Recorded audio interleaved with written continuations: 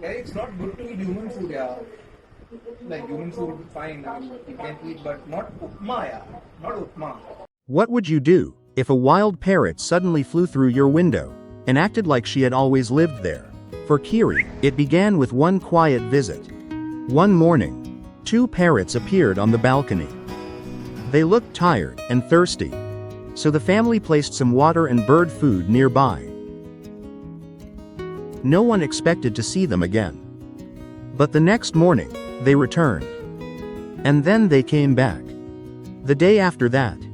Soon the two parrots had names, Jim and Kiri. At first, they kept a careful distance. They ate on the balcony, watched the family through the window, and sometimes rested there for hours and hours. But Kiri was different. She was curious about everything happening inside the house. Little by little, she moved closer.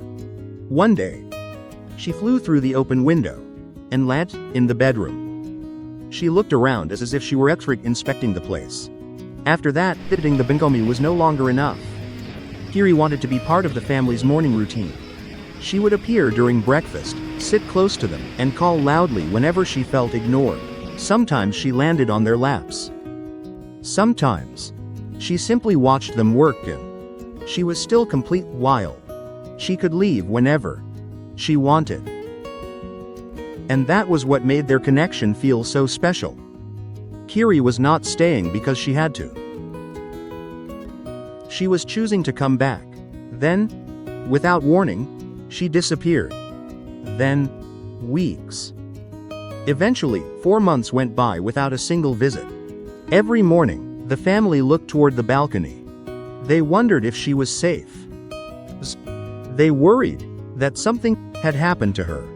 The house felt strangely quiet without her familiar calls. Then one day, a parrot appeared outside the window. It was Kiri.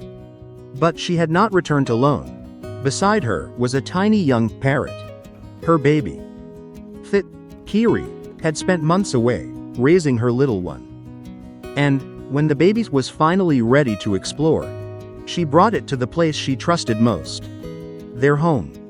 That moment changed everything. The family realized that the food and water were only part of the reason Kiri kept returning. To her, this balcony had become a safe place.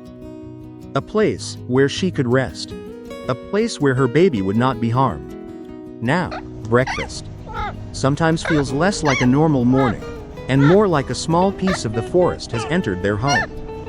Kiri still comes and goes freely. She still makes her own.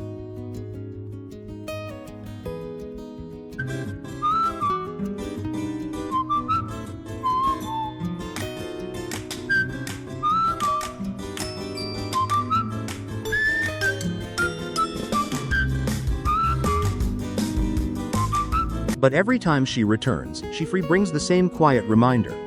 Trust cannot be forced. It grows slowly through patience, kindness, and the freedom to leave. And sometimes the greatest sign of love is simply choosing to come back.